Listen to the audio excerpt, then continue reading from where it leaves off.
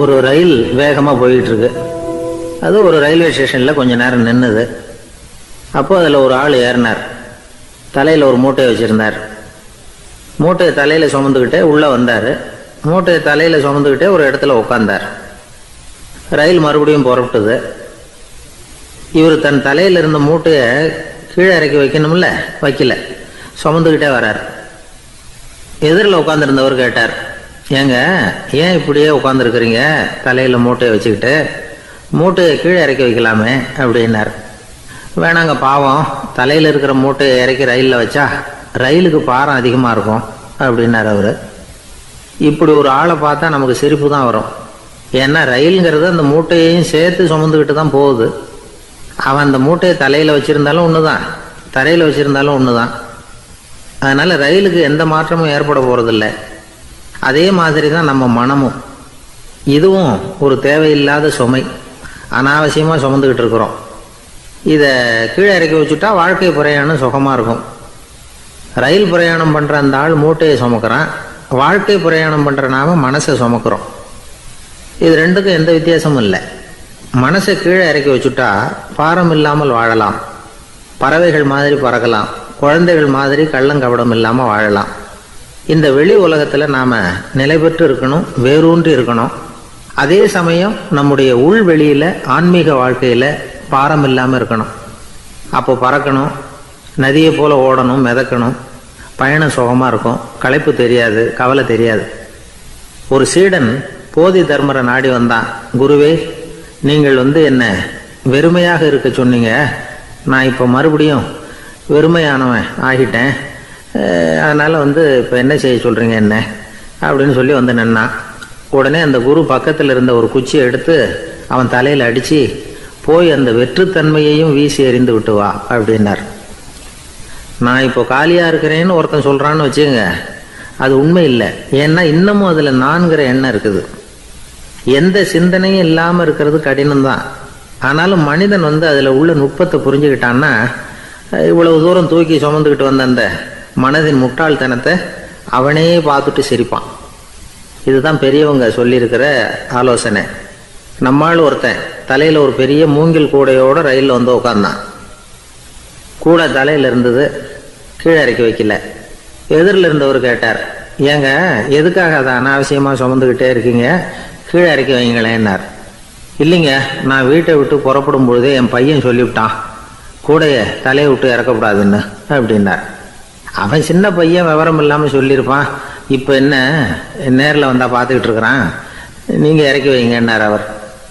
அவன் நேரில் பார்த்துக்கிட்டு இல்லை, இருந்தாலும் நான் இந்த கூடையை கீழே இறக்கி வச்சா அது அவனுக்கு தெரிஞ்சிடும் அப்படின்னாரு இவர். அது எப்படின்னார் அவர். அவன் தனக்கு டிக்கெட் வாங்க வேணாம்னு சொல்லி இப்போ இந்த கூடைக்குள்ளே தான் உட்காந்துருக்கிறான் அப்படின்னார் இவர். ஒரு ஊரில் ஒரு பெரியவர் இருந்தார். அவர் ஒரு குரு. அவர் தொடர்ந்து தியான கூட்டங்கள் நடத்துவார். அந்த கூட்டத்தில் கலந்துக்கிறதுக்காக பல ஊர்கள்லேருந்து சீடர்கள் நிறைய பேர் வருவாங்க போவாங்க. ஒரு நாள் அங்கே கூட்டம் நடந்துக்கிட்டு இருக்குது. அந்த சமயத்தில் சீடர்களில் ஒருத்தன் என்னத்தையே திருடி விட்டான். மற்ற சீடர்கள் அதை கவனிச்சுட்டாங்க. இவன் ஆப்பிட்டுக்கிட்டான். கூட்டம் முடிஞ்ச பிற்பாடு இவன் திருடின விஷயத்தை அந்த பெரியவர்கிட்ட போய் சொன்னாங்களாம். அவர் கவனத்துக்கு கொண்டுகிட்டு போனாங்க. ஆனால் அவர் இதை காதிலே போட்டுக்கல, கண்டுக்கவே இல்லை. போய் சொன்ன சீடர்களுக்கெல்லாம் ஏமாத்தமாக போயிட்டுது. என்ன இது, இவ்வளவு தூரம் நாம் கண்டுபிடிச்சி போய் சொல்கிறோம், அவர் கண்டுக்கவே மாட்டேங்கிறாரே அப்படின்னு ஒரு மாதிரி ஆகிட்டாங்க. இருந்தாலும் அதை பற்றி ஒன்றுமே சொல்லிக்கல, பேசாமல் இருந்துட்டாங்க. கொஞ்ச நாள் ஆச்சு. அதே ஆள் மறுபடியும் ஒரு திருட்டில் மாட்டிக்கிட்டான். சீடர்கள் மறுபடியும் அந்த குருக்கிட்ட விஷயத்தை சொன்னாங்க. அவர் அப்பவும் வழக்கம் போல் சும்மாவே இருந்துட்டார். இவர் இப்படி இருக்கிறத பார்த்ததும் அந்த சீடர்களுக்கு கோபம் வந்துட்டுது. உடனே அந்த சீடர்கள்லாம் ஒன்று கூடி பேசினாங்களாம். எல்லாருமா சேர்ந்து ஒரு விண்ணப்பம் தயார் பண்ணாங்க. அதை குருநாதர்கிட்ட கொண்டுட்டு போய் கொடுத்தாங்க. அந்த விண்ணப்பத்தில் இவங்க என்ன எழுதியிருக்கிறாங்க தெரியுமா? குருநாதர் அவர்களே, உடனே திருடனவன் மீது சட்ட நடவடிக்கை எடுக்கணும். நீங்கள் அப்படி அவனை இங்கே சேர்க்கக்கூடாது. நீங்கள் சேர்த்திங்கன்னா நாங்கள் இங்கே இருக்கிறத பற்றி யோசிக்க ஆரம்பிச்சிருவோம். அவனை இந்த மடத்தை விட்டே துரத்தி பண்ணணும். நீங்கள் அவனை வெளியில் அனுப்புங்க, இல்லைன்னா நாங்கள் அத்தனை பேரும் வெளியில் போயிடுறோம். இப்படி தான் அந்த விண்ணப்பத்தில் எழுதியிருக்கிறாங்க. குரு அந்த விண்ணப்பத்தை வாங்கி படித்து பார்த்தார். அதுக்கப்புறம் அதை எழுதின அத்தனை பேரையும் கூப்பிட்டாரு. எல்லாரும் இப்படி வாங்கன்னாரு. வந்தாங்க. இப்படி என் எதிரில் உட்காருங்கன்னார். உட்காந்தாங்க. அப்புறம் சொன்னார், இதை பாருப்பா, நீங்கள் எல்லாரும் புத்திசாலிகள், உங்களுக்கு எது நல்லது எது கெட்டதுங்கிறது நல்லா தெரியும். நீங்கள் மேற்கொண்டு ஏதாவது படிக்கணும்னு நினச்சா வேறு எங்கே வேணும்னாலும் போகலாம், அதுக்கு நான் தடை சொல்ல மாட்டேன். ஆனால் உங்களால் குற்றம் சாட்டப்பட்ட அவன் இருக்கானே, அவன் எப்படின்னா அவனுக்கு எது நல்லது எது கெட்டதுங்கிறதெல்லாம் தெரியாது, அதனால தான் திருடுறான். நீங்கள் சொல்கிறது மாதிரி அவனை அடித்து துரத்தி விடுறோம்னு வச்சுக்கோங்க, அவனுக்கு எப்படி நல்லது கெட்டது தெரியும்? அவனுக்கு அதை யார் சொல்லி கொடுக்கறது? அதனால் இங்கேயே இருக்கட்டும், அதுதான் சரி. இதுக்காக நீங்கள் எல்லாரும் என்னை விட்டுட்டு போனாலும் சரி, அவனை நான் விரட்ட மாட்டேன் அப்படின்னு விட்டாரான். இவ்வளவையும் திருடனை அந்த சீடன் கேட்டுக்கிட்டே இருந்திருக்கான். அவன் கண்களில் கண்ணீர். அப்படியே எழுந்திரிச்சு வந்தான். குரு காலில் விழுந்தான். அவன் கண்ணீரில் அவனது தீமை கழுவப்பட்டது அப்படிம்பாங்க. அதாவது சீடர்களுக்கு அந்த குருவோட பெருமை அப்போ தான் புரிஞ்சுதான். ஒரு நல்ல ஆசிரியர் இருக்காருன்னு வச்சுக்கோங்க, நல்லா படிக்கிற பையனுக்கு தான் பாடம் சொல்லி கொடுப்பேன்னா அது என்ன பெரிய விஷயமா? மோசமாக படிக்கிறவனையும் மாற்றி காட்டுறேங்கிறது தான் பெருமை. இந்த காலத்து குரு ஒருத்தர் ஒரு ஆசிரமம் வச்சு நடத்திட்டு வந்தார். நிறைய பேர் தினம் வருவாங்க போவாங்க. ஒரு நாள் ஒருத்தன் வந்தான். அந்த குரு முன்னாடி போய் நின்னான். ஐயா, என்ன உங்கள் சீடனாக ஏற்றுக்கணும்னா. அந்த குரு நிமிர்ந்து பார்த்தார். உன்னுடைய நோக்கம் என்னன்னு கேட்டார். ஐயா, உங்ககிட்ட கொஞ்ச நாள் இருந்தேன்னா நல்ல பழக்க வழக்கங்களை கற்றுக்கலாம், அதுக்கப்புறம் வெளியில் போய் ஒரு நல்ல தொழில் தொடங்கி வாழ்க்கையில் முன்னுக்கு வரணுங்கிறது தான் என்னோட நோக்கம் அப்படின்னா. நீ சொல்கிறது சரி, ஆனால் உன்னால் இங்கே நல்ல பழக்க வழக்கங்களை கற்றுக்க முடியலேன்னு வச்சுக்கோ, அப்போ என்ன பண்ணுவேன் அப்படின்னு கேட்டார் அவர். அப்படி ஆச்சுன்னா என்ன, உங்களை மாதிரியே ஒரு ஆசிரமம் ஆரம்பித்து அதுக்கு குருவாக இருந்துட்டு போகிறேன் அப்படின்னு நானும். ஒருத்தன் வேகமாக ஓடி வந்தான். ஏப்பா அப்படி தலை தெறிக்க ஓடி வர்றேன்னு கேட்டேன். பின்னாடி துரத்திக்கிட்டு வருது சார் அப்படின்னா. ஏதாவது நாய் துரத்திக்கிட்டு வருது போல இருக்கு அப்படின்னு நினச்சி அவனுக்கு பின்னாடி பார்க்குறேன். கண்ணுக்கு எட்டின தூரம் வரைக்கும் எதுவுமே தெரியல. ஏன்பா எதுவும் ஒன்றை துரத்துறது மாதிரி தெரியலையே என்ன, நல்லா பாருங்கள் சார் அப்படின்னா. பார்த்துட்டு தான் சொல்கிறேன் என்ன. இதோ பாருங்கள் சார், இதுதான் என்னை துரத்துது அப்படின்னு அவன் காட்டுறான். அவன் சுட்டி காட்டின இடத்துல பார்த்தா அங்கே அவனுடைய நிழல் தான் தெரியுது. என்னப்பா சொல்கிற அப்படின்னு சொல்லி அவனை சந்தேகமாக பார்த்தேன். அதுக்கப்புறம் தான் அவன் விவரமாக பேசினான். சார், எனக்கு என் நிழலை கண்டா பிடிக்கிறதில்ல, எப்போ பார்த்தாலும் இது என்னையே பின்தொடர்ந்து வந்துக்கிட்டு இருக்குது, இதை என்னால் சகிக்கவே முடியல. இதை என்கிட்டேருந்து பிரிக்கிறதுக்கு எவ்வளவோ முயற்சிகள்லாம் பண்ணி பார்த்துட்டேன், முடியலன்னா. அப்படி என்னென்ன முயற்சிகள் பண்ணினேன் அப்படின்னு கேட்டேன். அவன் என்னென்ன செஞ்சாங்கிறத விவரமாக சொன்னான். அவன் என்ன பண்ணியிருக்கிறான், ஒரு பெரிய குழியை தோண்டி அதில் தன்னுடைய நிழலை புதைச்சிருவோம் அப்படின்னு முடிவு பண்ணிட்டு மண்வெட்டி எடுத்துக்கிட்டு தோட்டத்து பக்கம் போயிருக்கான். ஆழமாக ஒரு குழியை தோண்டியிருக்கான். குனிஞ்சு பார்க்குறான். அந்த குழிக்குள்ளே தன்னுடைய நிழல் தெரியுது. ஆஹா, இதுதான் சமயம், நிழல் இப்போ குழிக்குள்ளே இருக்குது, மண்ணை போட்டு மூடி விடலாம் அப்படின்னு நினச்சிக்கிட்டு கொஞ்சம் மண்ணை அள்ளி போட்டான். பார்த்தா இப்போ அந்த நிழல் அந்த மண்ணுக்கு மேலே வந்து நிற்கிது. இது ஏதுடா வம்பா போச்சு அப்படின்னு அவசரமாக மண்ணை வாரி போட்டு மூடி பார்க்குறான். குழி பூராவும் மூடி விட்டு பார்க்குறான். மறுபடியும் நிழல் மேலே வந்து உட்காந்துக்கிட்டு இருக்குது. சரி, இதை குழியில் புதைக்க முடியாது அப்படின்னு முடிவு பண்ணிட்டு இதை இங்கேயே இப்படியே விட்டுட்டு ஒரே ஓட்டமாக ஓடி போடுவோம் அப்படின்னு நினச்சி எடுத்தான் ஓட்டம். அது காலை நேரம். இவன் மேற்க நோக்கி ஓடிக்கிட்டு இருக்கிறான். ஓடி ஓடி பார்க்குறான், நிழல் இவனை விட வேகமாக இவனுக்கு முன்னாடி ஓடிக்கிட்டு இருக்கு. சரி, திரும்பி ஓடி பார்ப்போம் அப்படின்னு நினச்சிக்கிட்டு அப்படியே சடார்னு திரும்பி ஓட ஆரம்பித்தான். பார்த்தான், அப்பாடா நிழலை காணலை. கொஞ்சம் தூரம் ஓடி ஒரு இடத்துல நின்று அப்படியே சாவகாசமாக திரும்பி பார்க்குறான். பின்னாடி நின்றுக்கிட்டு இருக்குது நிழல். இப்படி ஓடி வந்து தான் இங்கே நம்ம முன்னாடி நின்று தன்னுடைய அவஸ்தையை சொல்லிகிட்டு இருக்கிறான். இந்த நிழலை துரத்துறது அல்லது வெட்டி விடுறது, இதுக்கு ஏதாவது வழி இருக்கா சொல்லுங்கள் சார் அப்படிங்கிறான். நமக்கு ஒன்றும் புரியல. அந்த நேரம் பார்த்து ஒரு பெரியவர் வந்தார். அவர்கிட்ட யோசனை கேட்டோம், என்ன செய்யலாம்னு. அவர் சொன்னார், இந்த பாருப்பா, நீ அங்கேயும் எங்கேயும் ஓடாத, அப்படியே கீழே படுத்துக்கொண்டார். அது நல்ல உச்சி வேலை. அவன் அப்படியே கீழே படுத்துக்கிட்டான். இப்போ அப்படி இப்படின்னு திரும்பி பார்க்குறான், நிழலை காணலை. அவன் இப்போ தான் நிம்மதியாக இருந்தான். இப்போ அந்த பெரியவர் சொன்னார், எல்லா மனிதர்களுமே இப்படி தான் ஓடிட்டு இருக்கிறாங்க. நான் எனது அப்படிங்கிற ஆணவம் தான் அவங்கள துரத்திக்கிட்டு இருக்கு.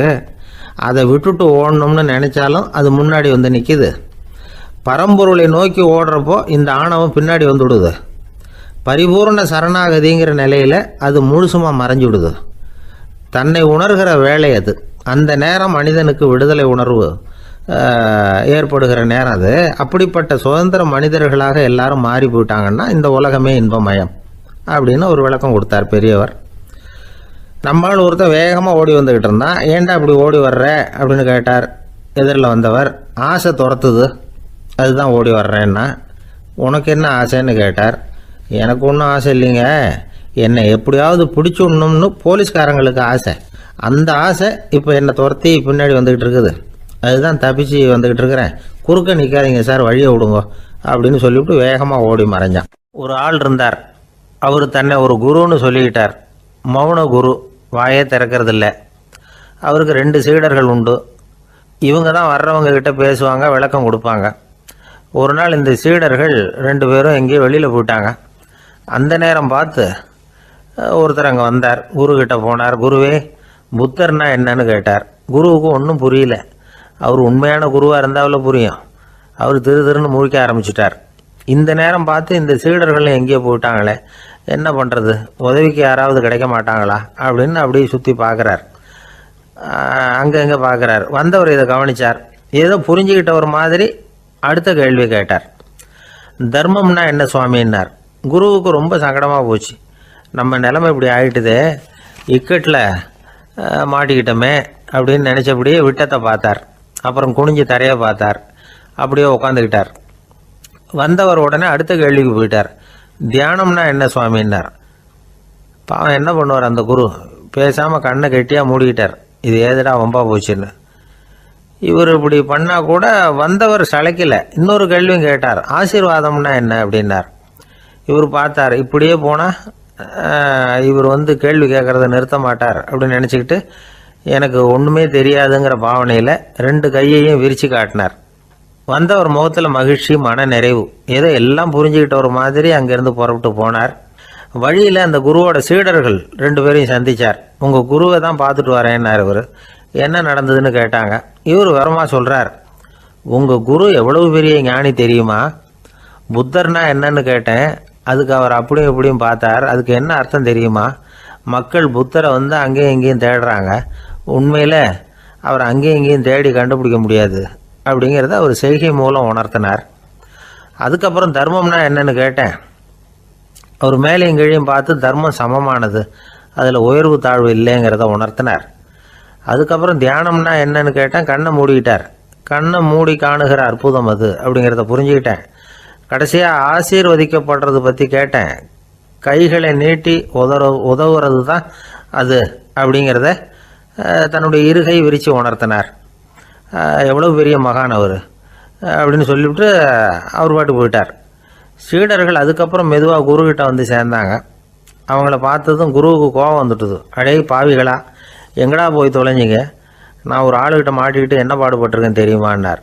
இது மாதிரி தான் நாம் சாதாரண மனிதர்களின் புற வேடங்களிலேயே மயங்கி போயிடுறோம். அவங்க பேச்சு, செய்கை, பார்வை இதிலெல்லாம் ஏதோ பெரிய தத்துவம் இருக்கிறதாக நினச்சிக்கிறோம். உண்மையிலேயே அந்த தத்துவங்கள் யாருக்கு சொந்தம்? அவங்களுக்கு இல்லை, நமக்கு தான் சொந்தம். நாம் தானே அதை கற்பிச்சுக்கிட்டோம். நாம் அடையாளம் கண்டுக்கிறது இல்லை, நாம் யாருங்கிறது நமக்கு புரியறதில்ல. அதுதான் இன்றைக்கி நடக்கிறது. அதனால தான் அடுத்தவங்களை தேடி ஓடிக்கிட்டு இருக்கிறோம். சில வீடுகளில் கூட இது மாதிரி சைகைகள் உண்டு. சில குடும்ப தலைவர்கள் தினமும் காலையில் கண்ணை கெட்டியாக மூடிக்கிட்டு கை 2ஐயும் சுத்தமாக விரித்து வச்சுக்கிட்டே உட்காந்து தியானம் பண்ணுறது வழக்கம். எதுக்காக அப்படி பண்ணுறீங்கன்னு ஒருத்தரை பார்த்து கேட்டேன். இந்த மாதம் வாங்கின சம்பளம் பூரா தீர்ந்து போச்சு, இனிமேல் என் கையில் சுத்தமாக ஒன்றும் இல்லை, புதுசாக எதுவும் செலவு வச்சுடாதே அப்படிங்கிறத அப்படி உள்ளங்கை 2ஐயும் விரித்து காட்டி அவங்களுக்கு உணர்த்துறேன் அப்படின்னார். எனக்கு வாழ்க்கையில் ஒரே ஒரு ஆசை தான் சார் அப்படின்னார் ஒருத்தர். அது என்னன்னு கேட்டேன். ஆசைகளை ஒழிச்சுடணுங்கிறது தான் என்னோட ஆசை அப்படின்னார். இப்படி ஆசைகளை ஒழிக்க வேண்டும் அப்படிங்கிறதையே ஒரு ஆசையாக கொள்வது அபத்தம் அப்படிங்கிறார் ஒரு பெரியவர். இது மாதிரி ஆசைகளை ஒழிக்க ஆசைப்பட்டால் அந்த நோக்கம் நிறைவேறாதான். அந்த முயற்சியால் புதுசாக சில துன்பங்கள் தான் சேருமா. அதில் புதுசாக ஒரு ஆசை தலை தூக்கும் அப்படிங்கிறார் அவர். ஆசைகளை தானாக விழ வச்சுடலாம். அதுக்கு வழி என்ன தெரியுமா? எந்த ஒரு ஆசையையுமே பூரணமாக நிறைவேற்றி கொள்ள முடியாதுங்கிறத உணரணும். அதை உணர்ந்தால் ஆசைகள் தானாக விழுந்துடும். அதை விட்டுட்டு ஆசைகளை விட்டுடணுங்கிறதையே ஒரு ஆசையாக வச்சுக்கிட்டு அதுக்காக கடுமையாக முயற்சிகளையும் செஞ்சுக்கிட்டு நான் ஆசைகளை விட்டுட்டு ஞானோதயம் அடையிறதுக்கு கடுமையாக முயற்சி பண்ணிகிட்டு இருக்கிறேன் சார் அப்படின்னு சொல்லிக்கிட்டு இருந்தால் எந்த காலத்துலேயும் ஞானோதயம் வரப்போகிறதில்ல. அதுக்கு பதிலாக துன்பந்தான் வந்து சேரும் அப்படிங்கிறது அவரோட கருத்து. எந்த ஒரு ஆசையையும் பூரணமாக நிறைவேற்றி கொள்ள முடியாது அப்படிங்கிறத உணரணும். ஒரு ராஜா, அவர் மனசில் அமைதி இல்லை, எப்பவும் கஷ்டப்பட்டுக்கிட்டே இருந்தார். இந்த துன்பத்தை போக்குறதுக்கு பல வழிகளில் என்னென்னமோ முயற்சியெல்லாம் பண்ணி பார்த்தார், ஒன்றும் சரியாக வரல. கடைசியாக ஒரு காரியம் பண்ணார். அதாவது ஒரு வேதாந்தியை தேடிட்டு போனார். அவரை பார்த்து கேட்டார், ஐயா, என்னுடைய துன்பங்கள்லேருந்து நான் வந்து விடுபடணும், அதுக்கு சுலபமாக ஏதாவது ஒரு வழி இருந்தால் சொல்லுங்களேன் அப்படின்னு கேட்டுக்கிட்டார். அதுக்கு அந்த வேதாந்தி சொன்னார், அதுக்கு ஒரு வழி சொல்கிறேன், அது மாதிரி செய். அதாவது உன்னுடைய ராஜ்யத்துக்குள்ள போதுங்கிற மனசோட வாழுற ஒருத்தனை கண்டுபிடிக்கணும். அப்படி கண்டுபிடிச்சி அவனுடைய சட்டையை வாங்கி நீ போட்டுக்கணும். அப்படி போட்டுக்கிட்டா உன்னுடைய துன்பம் தீர்ந்துரும் அப்படின்னார். உடனே ராஜாவுக்கு ரொம்ப மகிழ்ச்சி. அரண்மனையில் இருந்த அத்தனை பேரையும் ஆளுக்கு ஒரு பக்கமாக அனுப்புனார், தேட சொன்னார். போதுங்கிற மனசுடைய ஒருத்தனை கண்டுபிடிச்சி கொண்டுகிட்டு வாங்க அப்படின்னார். எங்கெங்கேயோ தேடி கடைசியாக ஒரு ஆளை கண்டுபிடிச்சாங்க. அவன் போதுங்கிற மனசோடு இருக்கிறவன் தான். ஆனால் அவன்கிட்ட சட்டை எதுவும் இல்லை. இடையில கட்டியிருக்கிற துண்டே போதுங்கிற மனசோடு அவன் வாழ்ந்துக்கிட்டு இருக்கிறான். சட்டை இருந்தாவில் ராஜா வாங்கி மாட்டிக்க முடியும். அந்த வேதாந்தி ஏன் அப்படி சொன்னாருங்கிறதுக்கான அர்த்தம் இப்போ தான் ராஜாவுக்கு புரிஞ்சுதான். இது வரைக்கும் சொன்னதெல்லாம் ஞான மார்க்கத்தை தேடிக்கிறவனுக்கான உள்ள தகவல். இப்போ இன்னைக்கு இளைஞர்கள் இதை கேட்டுவிட்டு நமக்கு ஆசையே வேணாம் அப்படின்னு முடிவு பண்ணிவிட்டா வாழ்க்கையில் முன்னேறவே முடியாது. நம்முடைய முயற்சிக்கு ஆசை தான் தூண்டுகோல். அதனால் இந்த ஆசையையும் அந்த ஆசையையும் போட்டு குழப்பிக்கக்கூடாது. ஆனால் ஒன்று, பேராசை நமக்கு தேவையில்லை. நாம் படுற ஆசையிலேயும் ஒரு நியாயம் இருக்கணும். ஏன்னா நம்மளில் சில பேர், நீங்கள் தான் சார் சொன்னீங்க, அதனால தான் ஆசைப்பட்டேன், அரை தான் கிடச்சிது மிச்சம் அப்படிம்பாங்க கன்னத்தை தடவிக்கிட்டே. அதனால் இப்போல்லாம் எந்த தகவலை சொன்னாலும் ரொம்ப எச்சரிக்கையாக இருக்க வேண்டியிருக்குது. ஒரு ஆள் ஒரு கடை வச்சு வியாபாரம் பண்ணிகிட்டு இருந்தான். அவனுக்கு ரொம்ப பேராசை, நிறைய பணம் சேர்க்கணும்னு. திடீர்னு ஒரு நாள் அவனுக்கு உடம்பு ரொம்ப சுகம் இல்லாமல் போயிட்டுது. இனிமேல் பிழைக்கிறது கஷ்டங்கிற நிலைமை. மரணப்படுகையில் இருக்கிறான். சொந்தக்காரங்கள்லாம் சுற்றி உட்காந்துருக்குறாங்க. இவன் மெதுவாக கண்ணை திறந்து பார்க்குறான். என் வீட்டுக்காரி எங்கேன்னா, இதோ இருக்கேன் அப்படின்னாங்க அந்த அம்மா. பசங்கள்லாம் எங்கேங்கிறான். இதோ பக்கத்தில் தான் நின்றுக்கிட்டு இருக்கிறோங்கிறாங்க. பொண்ணுங்க எங்கேங்கிறான். எல்லாம் இங்கே தான் இருக்கிறோம் அப்படிங்கிறாங்க. எல்லாம் இங்கே தான் பக்கத்தில் தான் இருக்கோம், நீங்கள் கவலைப்படாதீங்கன்னு சொல்கிறாங்க எல்லாம். அவன் மெதுவாக கஷ்டப்பட்டு வாயை திறந்து, அட பாவிங்களா, எல்லாரும் இங்கே இருந்தால் அங்கே கடையை யார் கவனிக்கிறது அப்படின்னானா. ஒரு ஏரி ஓரமாக 2 பசங்க நடந்து போய்கிட்டு இருக்கிறாங்க. அதில் ஒருத்தன் பணக்கார வீட்டு பையன், இன்னொருத்தன் ஏழை. இவங்க 2 பேரும் போய்கிட்டு இருக்கிறாங்க. வழியில் ஒரு இடத்துல ஒரு ஜோடி செருப்பு இவங்க கண்ணில் படுது. ஒரு விவசாயி அந்த செருப்பை அங்கே விட்டுட்டு பக்கத்தில் இருந்த ஏரியில் கை காலை கழுவிட்டு இருக்கிறார். உடனே அந்த பணக்கார பையனுக்கு ஒரு ஐடியா. அவன் சொன்னானா, டேய், இப்போ ஒரு வேடிக்கை செய்யலாம். அந்த செருப்பு 2ஐயும் தூக்கி எட்டத்தில் வீசி எரிஞ்சிருவோம். அந்த ஆள் வந்து பார்த்துட்டு செருப்பை தேடி அல்லாடுவான், அங்கேயும் இங்கேயும் ஓடுவான், திருன்னு முழிப்பான். அதை பார்த்து நாம் ரசிக்கலாம், நல்ல தமாஷா இருக்கும் அப்படின்ட்டுருக்கான். இப்படி சொல்லிவிட்டு அந்த செருப்புகளை தூக்கத்துக்கு போனானா. கொஞ்சம் பொறு அப்படின்னானா அந்த ஏழை பையன். ஏன்னு கேட்டிருக்கான் அவன். இப்போ அந்த ஏழை பையன் சொன்னானா, நீ சொல்கிறது ஒன்றும் வேடிக்கை கிடையாது. உன்னோட செருப்பு தொலைஞ்சா உன் அப்பா உடனே உனக்கு வேறு செருப்பு வாங்கி கொடுத்துருவார். ஆனால் அந்த ஆளுக்கு இந்த செருப்பு தொலைஞ்சதுன்னா வேறு புதுசாக வாங்கிறதுக்கு வாயையும் வயத்தையும் கட்டி பணத்தை சேர்க்க வேண்டியிருக்கும். அதனால் நான் ஒரு வேடிக்கை சொல்கிறேன், அது மாதிரி செய், அது இன்னமும் தமாஷா இருக்கும் அப்படின்னானா. எப்படி அது சொல்லுன்றிருக்கான் அவன். செருப்பு 2ம் அது இருக்கிற இடத்துலையே இருக்கட்டும். உன் சட்டை பையிலிருந்து ஒரே ஒரு ரூபா நாணயத்தை எடு. அதை அந்த செருப்பு மேலே அதோட குதிகால் பகுதியில் வச்சுட்டு நாம் 2 பேரும் அந்த மரத்துக்கு பின்னாடி ஓடி போய் மறைஞ்சு நின்றுக்குவோம். அப்புறம் பாரு வேடிக்கையே அப்படின்னா. அதே மாதிரி ₹1 காசு செருப்பு மேலே வச்சுட்டு இவங்க 2 பேரும் மறைஞ்சு நின்றுக்கிட்டாங்க. கொஞ்ச நேரத்தில் அந்த விவசாயி வந்தார். காலில் உள்ள மண்ணை தட்டிவிட்டு செருப்பை மாட்டுறதுக்காக போனார். அங்கேருந்து காசு கண்ணில் போட்டுவிட்டுது. அவருக்கு ஆச்சரியமாக போச்சு. அதை கையில் எடுத்து பார்க்குறார். 4 பக்கமும் திரும்பி திரும்பி பார்க்குறார், யார் இதை வச்சுருப்பான்னு. கடைசியில் ஆகாயத்தை பார்க்குறார். ஆண்டவா, இது உன்னோட கருணை தான். நீ தான் யாரோ புண்ணியவான் மனசில் தர்மம் பண்ணுற எண்ணத்தை உண்டாக்கி இருக்கிற. அந்த புண்ணியவான் நல்லா இருக்கணும் அப்படின்னு வாழ்த்தி அந்த காசை கண்ணில் ஊற்றிக்கிட்டாரான்.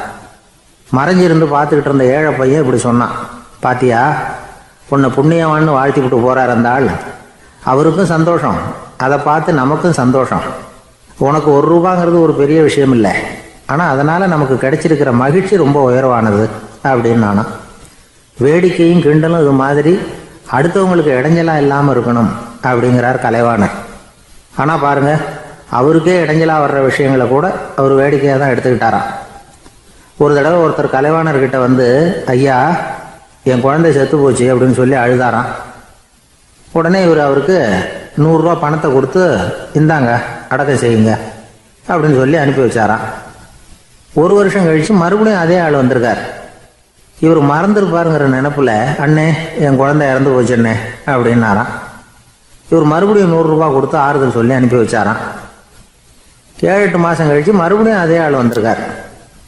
அவர் வாயை திறக்கிறதுக்கு முன்னாடியே இவர் 100 ரூபாய் அவர் கையில் வச்சு, போன 2 தடவை தான் குழந்தை செத்து போச்சு, இந்த தடவையாவது அதை சாகாமல் காப்பாற்றி விடு அப்படின்னு சொல்லி அனுப்பி வச்சாராம். அதுக்கப்புறம் அந்த ஆள் வர்றதே இல்லையா. ஜப்பானில் உள்ள ஒரு புத்த விகாரை, அங்கே ஒரு வயசான பௌத்த குரு தங்கியிருக்கிறார். ஒரு நாள் ராத்திரி கடுமையான குளிர், அவரால் தாங்க முடியல. பார்த்தார், மரத்தில் செஞ்ச புத்த சிற்பங்கள் அங்கே நிறைய இருந்தது. அதில் ஒன்றை எடுத்து அதுக்கு தீ மூட்டி அந்த நெருப்பில் குளிர் காஞ்சிக்கிட்டு இருக்கிறார். மர சிற்பம் தீ வச்சதும் படபடன்னு வெடிக்க ஆரம்பிச்சுட்டுது. அந்த சத்தத்தை கேட்டதும் அந்த புத்த விகாரையின் குருக்கள் வெளியில் ஓடி வந்தார். இவர் ஆனந்தமாக குளிர் காஞ்சிக்கிட்டு இருக்கிறார். அவரால் பொறுத்துக்க முடியல. தெருவில் தெரிஞ்சுக்கிட்டு இருந்த அந்த பெரியவரை இங்கே தங்க அனுமதித்ததே அவர் தான். இவர் இப்படி பண்ணுறாருன்னு நினச்சிக்கிட்டே அவரை கோபமாக பார்த்தார். ஏன் இப்படி கோபமாக பார்க்குறீங்க, இப்படி வந்து உட்காருங்க அப்படிங்கிறாரு இவர். அவருக்கு இன்னமும் கோபம் வந்துட்டுது. எங்கள் கடவுளை வந்து எரிச்சுட்டீங்களே அப்படின்னு சத்தம் போட்டாராம். அப்படியா அப்படின்னு கேட்டுக்கிட்டே அந்த சாம்பலை கிளறினார் இவர். என்ன செய்கிறீங்கன்னு கேட்டிருக்காரு அவர். நான் எலும்புகளை தேடுறேன்னாராம். நீங்கள் ஒரு பைத்தியம், இது ஒரு மர சிற்பம், இதில் எலும்புகள் கிடையாது அப்படின்னாராம். அவருக்கு கோபம் வந்துட்டுது. உடனே வெளியில் போங்கன்னு கத்தியிருக்கார். வெளியில் தள்ளி கதவையும் சாத்தி விட்டாராம். மறுநாள் காலையில் கதவை திறந்து பார்த்தா அந்த வயசான பெரியவர் ஒரு மைல்கல் மேலே சில காட்டு பூக்களை வச்சு புத்தம் சரணம் கச்சாமின்னு சொல்லிக்கிட்டே இருக்கிறார். இவருக்கு சந்தேகமாக போட்டுது. கிட்ட போனார். என்ன செஞ்சுக்கிட்டு இருக்கீங்கன்னு கேட்டார். இது என்னுடைய காலை நேர பிரார்த்தனைனாராம்.